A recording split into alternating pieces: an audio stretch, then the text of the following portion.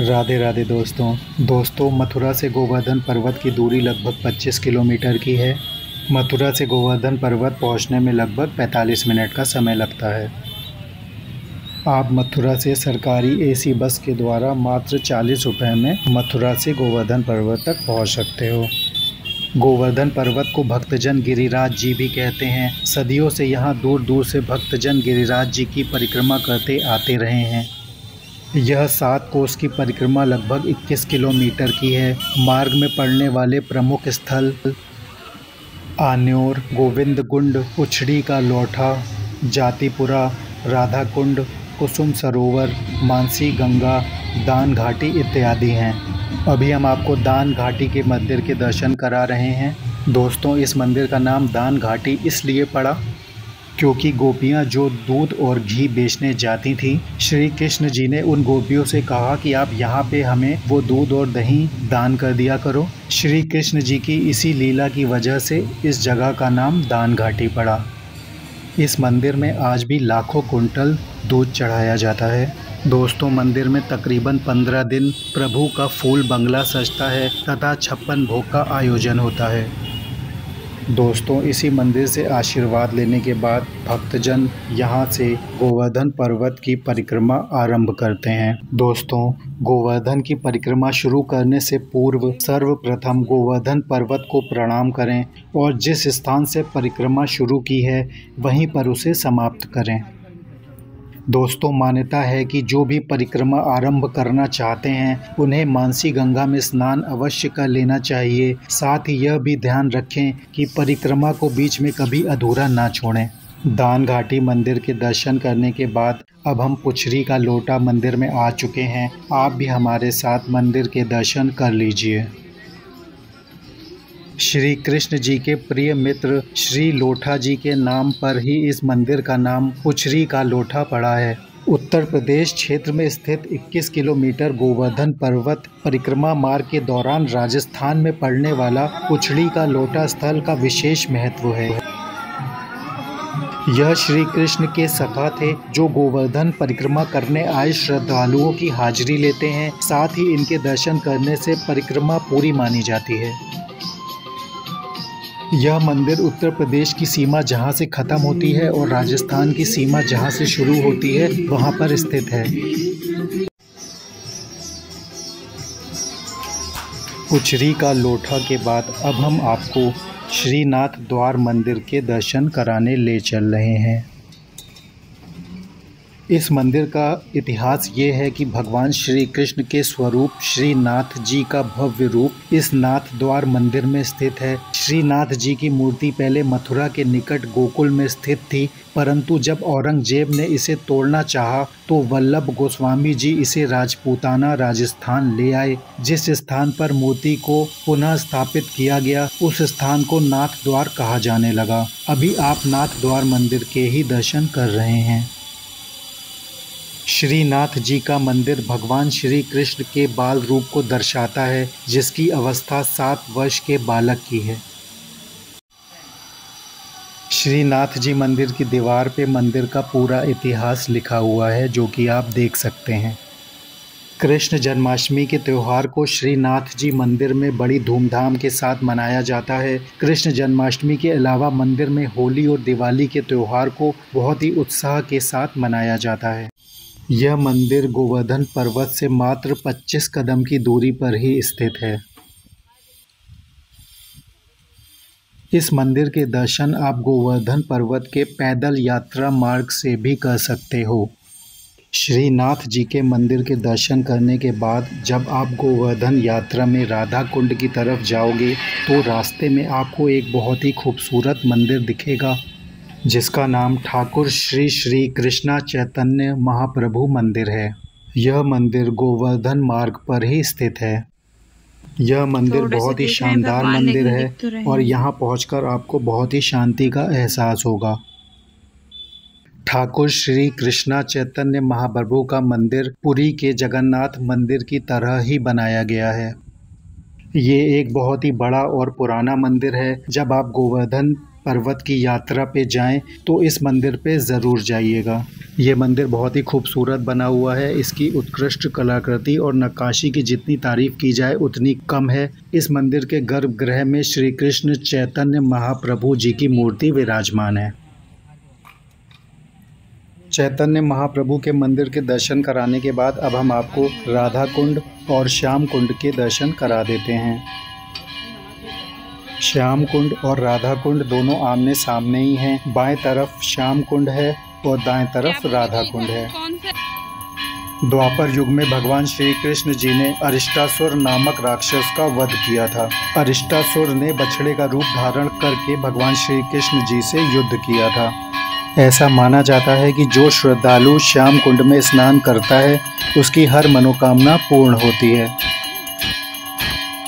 कहा जाता है कि भगवान श्री कृष्ण जी ने बांसुरी से इस तालाब को खोदा और इस कुंड में सारी पवित्र नदियों का जल भर दिया। राधा कुंड और श्याम कुंड दोनों पास में ही हैं। राधा कुंड के बारे में एक पौराणिक मान्यता है कि निसंतान दंपत्ति के इस कुंड में स्नान करने से संतान की प्राप्ति होती है।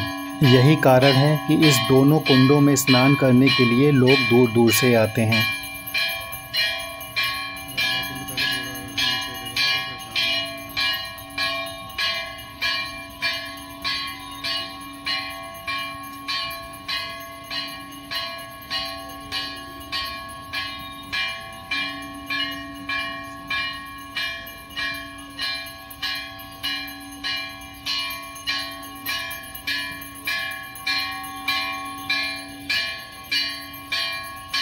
आप भी हमारे साथ राधा कुंड और श्याम कुंड घूमने का आनंद लीजिए। ऐसी मान्यता है कि श्री कृष्ण जी और राधा जी ने स्नान करने के बाद महारास रचाया था। ऐसा माना जाता है कि आज भी कार्तिक मास के पुष्य नक्षत्र में भगवान श्री कृष्ण रात्रि 12 बजे तक राधा जी के साथ राधा कुंड में अष्ट सखियों संग महारास करते हैं। सैकड़ों जोड़े राधा कुंड में डुबकी लगाने के लिए आते हैं। जिन लोगों को स्नान के बाद संतान की प्राप्ति होती है वह देवी राधा और भगवान कृष्ण के प्रति अपना आधार व्यक्त करने के लिए फिर से इस स्थान पर आते हैं। माना जाता है कि अहोई अष्टमी के शुभ दिन पर जो जोड़े राधा कुंड में स्नान करते हैं उन्हें संतान की प्राप्ति होती है। राधा कुंड में स्नान करने के कुछ नियम इस प्रकार हैं। राधा कुंड में पति पत्नी को साथ में स्नान करना आवश्यक होता है और संतान प्राप्ति के खातिर इसके लिए सबसे उपयुक्त समय मध्य रात्रि माना जाता है। मध्य रात्रि के समय राधा कुंड में पति पत्नी को साथ में डुबकी लगानी होती है। स्नान के बाद कृष्ण कुंड में भी स्नान करना आवश्यक होता है। स्नान के बाद सफ़ेद कद्दू या पेठे का भोग अनिवार्य होता है। याद रखें कि स्नान के समय साबुन या शैम्पू का उपयोग नहीं करना चाहिए।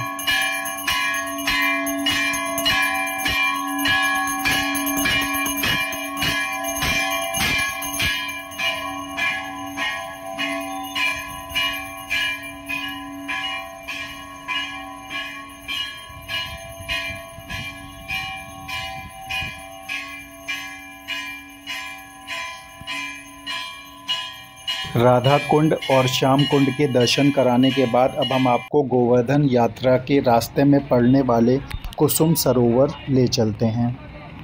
कुसुम सरोवर ब्रज क्षेत्र के महत्वपूर्ण पर्यटक आकर्षणों में से एक है।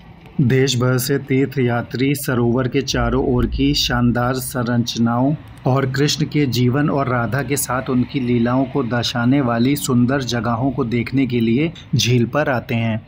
कुसुम सरोवर घाट 450 फीट लंबा और 60 फीट गहरा तालाब है। कुसुम सरोवर के चारों किनारों पर सीढ़ियों की एक श्रृंखला बनी हुई है।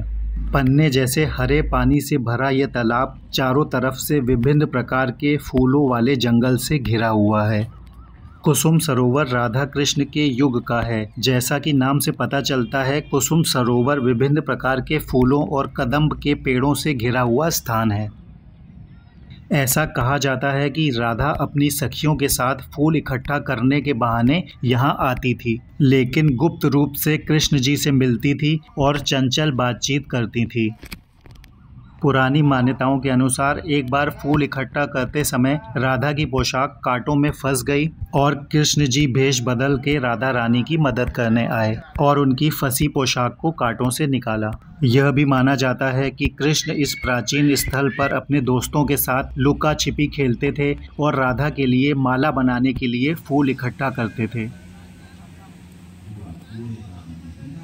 कुसुम सरोवर के दर्शन कराने के बाद अब हम आपको गोवर्धन यात्रा के आखिरी मंदिर मानसी गंगा मंदिर के दर्शन कराते हैं। मानसी गंगा मंदिर के अंदर मानसी गंगा कुंड स्थित है। यह मंदिर श्री कृष्ण और राधा रानी से संबंधित है। ऐसी मान्यता है कि मानसी गंगा मंदिर के अंदर जो मानसी गंगा कुंड है उसमें स्नान करने से हर पाप से मुक्ति मिल जाती है। वही तो मैंने सोचा था ये सब।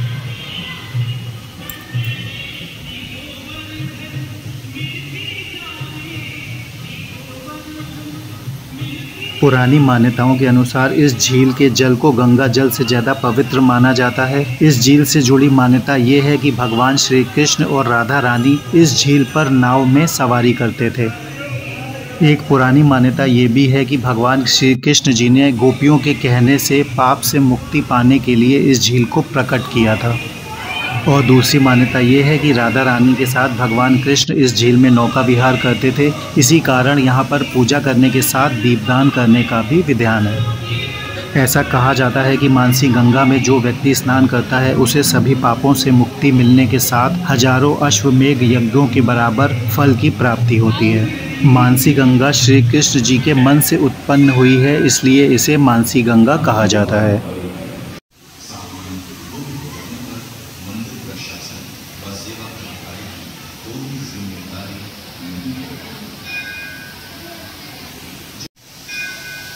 मानसी गंगा झील की खासियत ये है कि यहाँ के पानी को गंगा नदी के पानी से भी ज़्यादा पवित्र माना जाता है।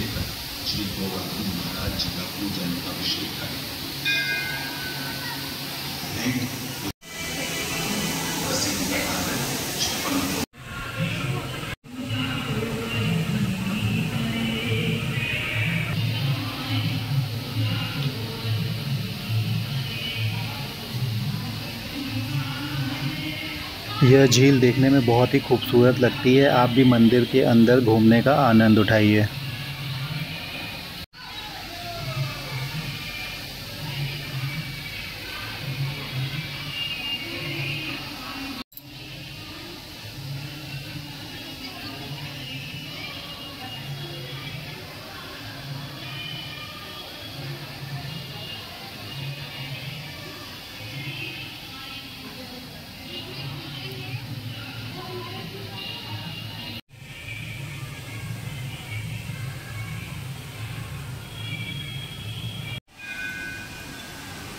मंदिर के प्रवेश द्वार से ही पूरा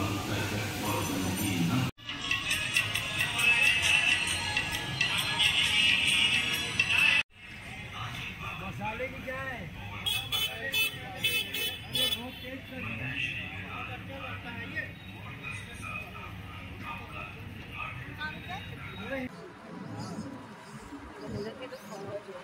गोवर्धन पर्वत की यात्रा करते समय आपको रास्ते में बहुत सारे बंदर भी दिखाई देंगे।